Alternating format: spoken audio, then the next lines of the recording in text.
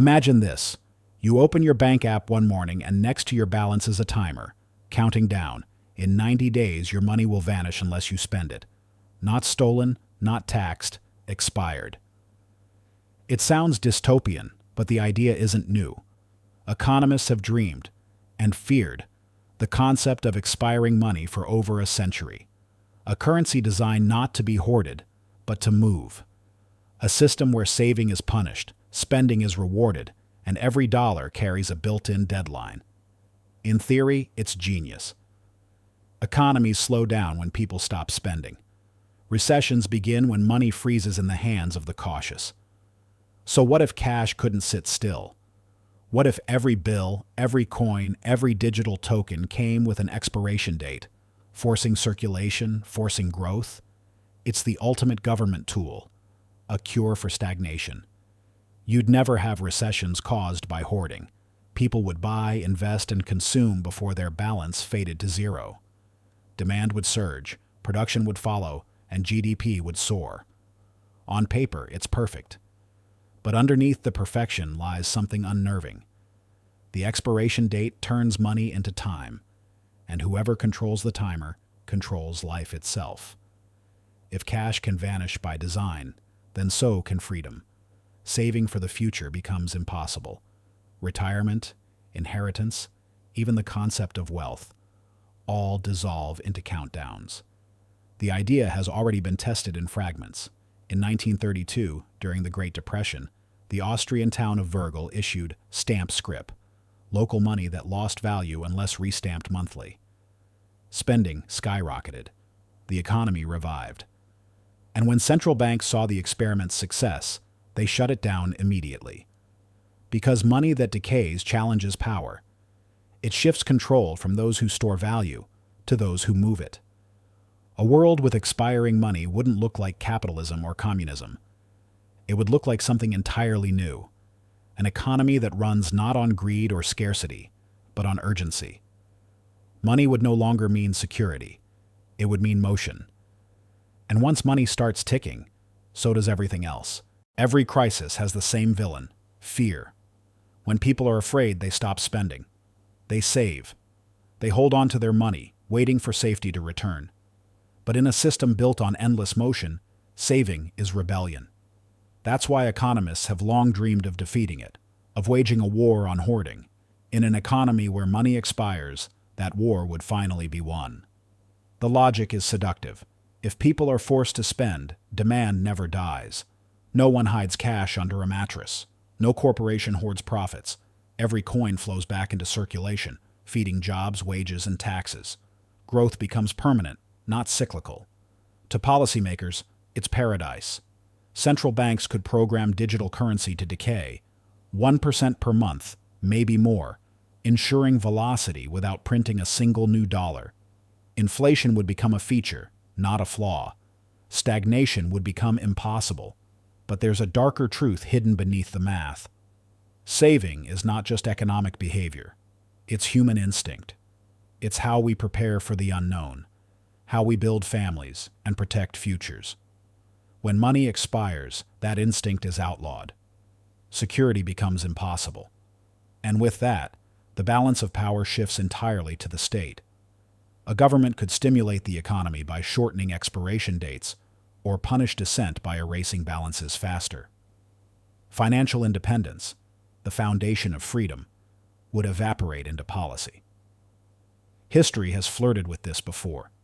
In 1933, U.S. President Franklin Roosevelt outlawed private gold ownership to stop people from hoarding during the Depression.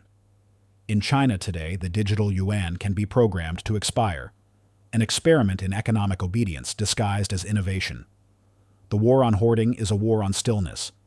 It demands that every citizen stay in motion, consuming, earning, spending, repeating, forever. The moment you stop, the clock wins. A world like this would have no recessions, no slowdowns, and no rest. The economy would hum like a machine, efficient but merciless.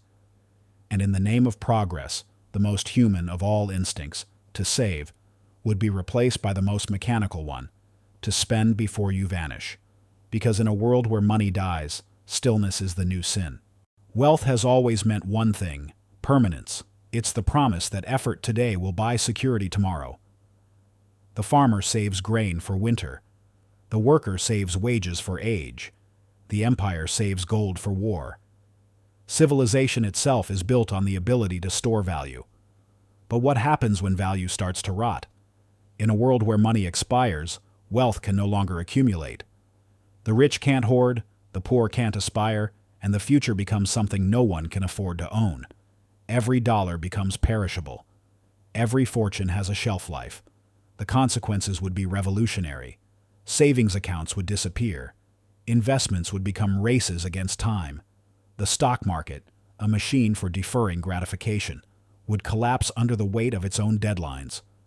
Retirement funds, endowments, and generational wealth would evaporate before they could ever mature. The upper class, for centuries defined by its ability to wait, would lose its advantage.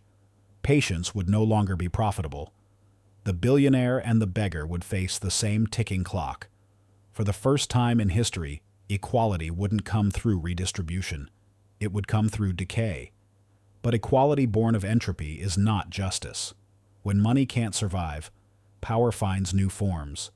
The wealthy would flee into assets that don't expire: land, art, influence, data. Control would replace cash as the new currency. The poor, stripped of both savings and ownership, would live in an endless present, spending to survive, unable to plan, unable to escape. It would be the death of the future as an idea. Because without the ability to save, there is no later, only now. The horizon collapses into immediacy. Every purchase becomes a confession. I exist only for today. Governments would call it progress, an economy without stagnation, without greed. But it would also be a world without legacy, without inheritance, without memory.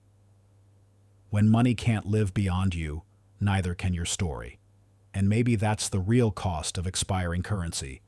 Not the loss of wealth, but the erasure of time itself. Money already controls how we think. It shapes our days, our ambitions, our fears. But it also gives us one illusion: stability.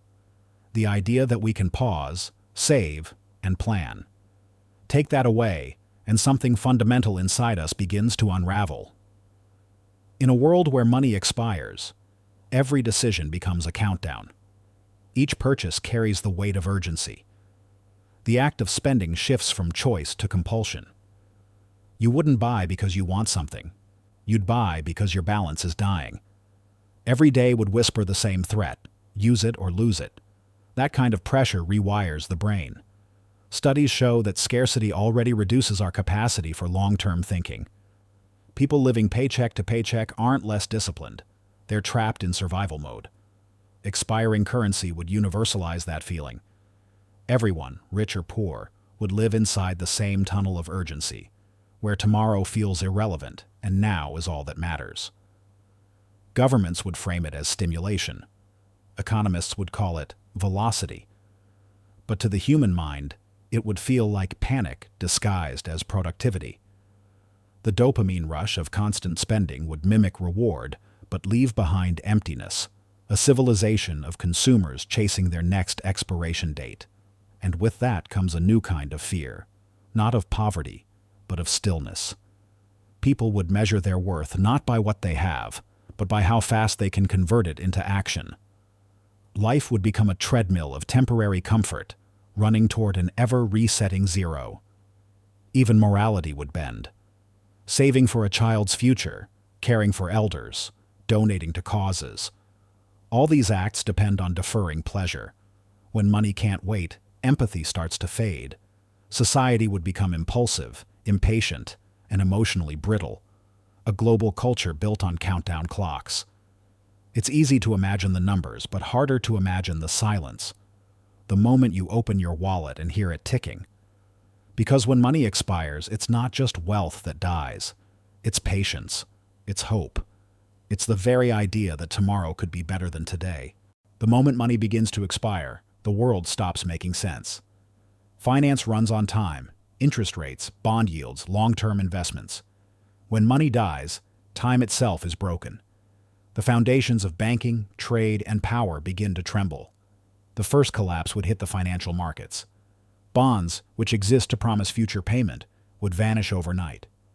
Banks, unable to lend long-term, would become little more than payment processors. Stock markets would implode as investors realized growth can't exist when capital constantly evaporates. The wealth of nations, once built on patience, would dissolve into a race against decay. Then the panic would spread outward. International trade depends on delayed payment, 30-day invoices, 90-day shipping credits, long-term contracts. Expiring money would destroy the trust that makes global exchange possible. Goods would stop moving, supply chains would freeze. The engines of globalization would grind to a halt, not from scarcity, but from fear. Governments would respond with control. Programmable digital currencies would replace cash. Expiration timers would be adjusted like dials, extended for essential spending, shortened during emergencies. Monetary policy would become behavioral engineering. Every economy would turn into a laboratory of obedience. Meanwhile, the world's shadow economy, black markets, crypto exchanges, underground trade, would explode. Humans, allergic to control, would find ways to store value that couldn't vanish on command. Gold would return. Barter would return. Trust would return, but only in whispers. The psychological toll would be global. People would no longer measure success in savings, but in speed. How fast they could consume, how quickly they could convert. Nations would compete not for innovation, but for expiration leniency. The rich would migrate to countries that let their money live longer. The poor would live day to day, watching their earnings dissolve before their eyes. The world economy would become a clock, precise, synchronized, and merciless. Every second would have a cost. Every pause, a penalty. And when the shock finally settled, humanity would realize something terrifying.